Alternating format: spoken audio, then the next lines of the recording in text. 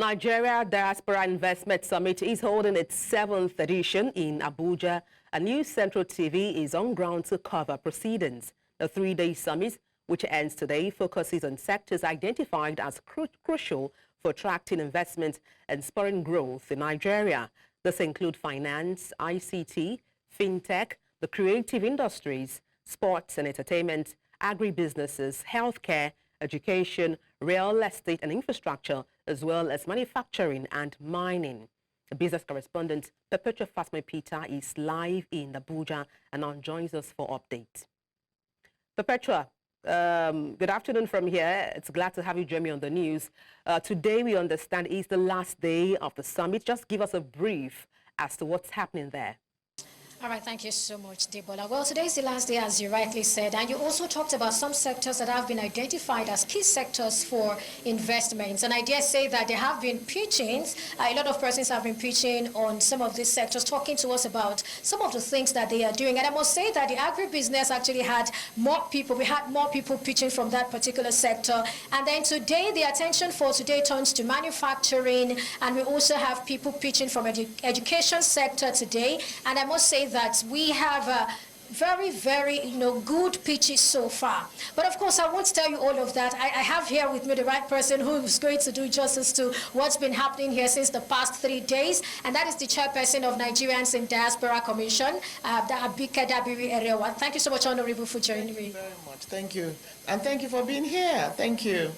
So it's been a third day and a very successful day. Like you said, this day the pitching was on real estate, education, manufacturing, and it's been amazing. The talents that we have in this country, the passion that we have in this country, and people that want to just do their businesses. So we've given them a platform to showcase their pitches and also get investors, and we're seeing results. Deals have been made, and a lot of people have had their businesses showcased.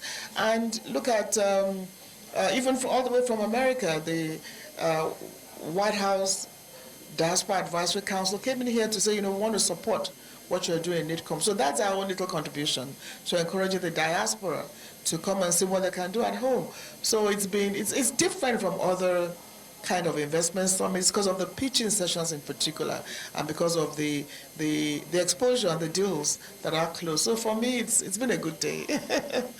Absolutely. Well, for me, one of the things that struck me actually was what the chairman Senate Committee on Diaspora Affairs said yesterday, saying that, our doors are open, and for us at the legislature, we're ready to even make laws and all of those to ensure that you get what you want. How did that come to you yesterday? Oh, not surprising, because we've had tremendous support and cooperation of Senator Victor Umi, Chairman Senate Committee on Diaspora and NGOs, as well as Honorable Tochukwu Okere, Chairman House Committee on Diaspora. I mean, it's been fantastic support from both of them because they see the vision, they see the possibilities, and we really count on the Parliament to support us.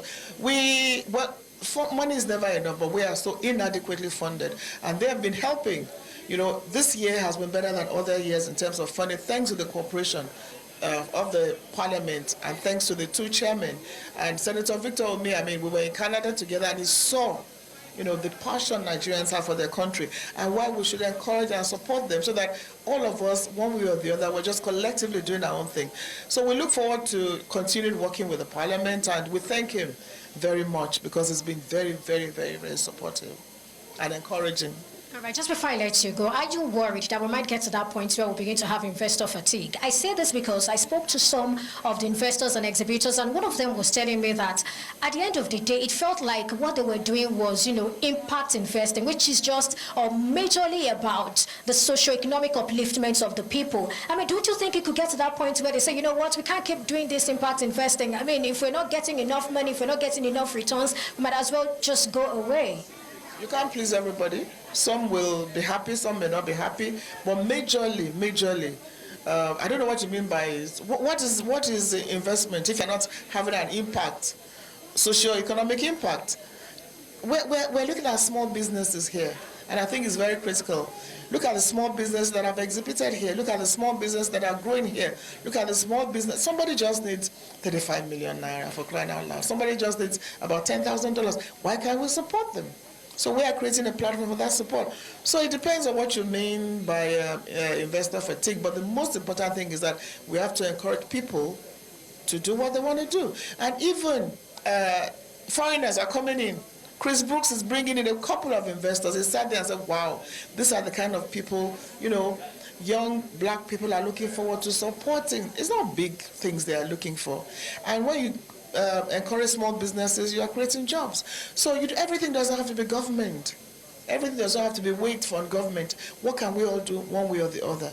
And that is why we're proud of what is going on here. And I'm sure you are too. Absolutely, I am. So finally, before I let you go, ma'am, I'd like you to talk to us about what you think the biggest success story of NDIS would be for you. Can I place a finger? That we've even survived 7 years is a success story. I will hope that we survive, continue to survive. And it's not just me, it's more about, it's a PPP. We're partnering with the private sector. So, and that is the way things should be done. So we didn't just come as, a government organization alone. We're partnering with the private sector. We bring in our bid, they bring in their bid. So together, we're able to get this far. What I want to see is particularly small businesses. Look at the girl doing her kuli from nothing to grow and say, you know what? Thank you, NDIS. You were part of my growth. We want to tell good stories about particularly small businesses that are growing and are expanding. So, and hopefully, we'll be talking about diaspora direct investment. It came up as a conversation, even at the United Nations. We keep saying foreign direct investment. What about our diaspora?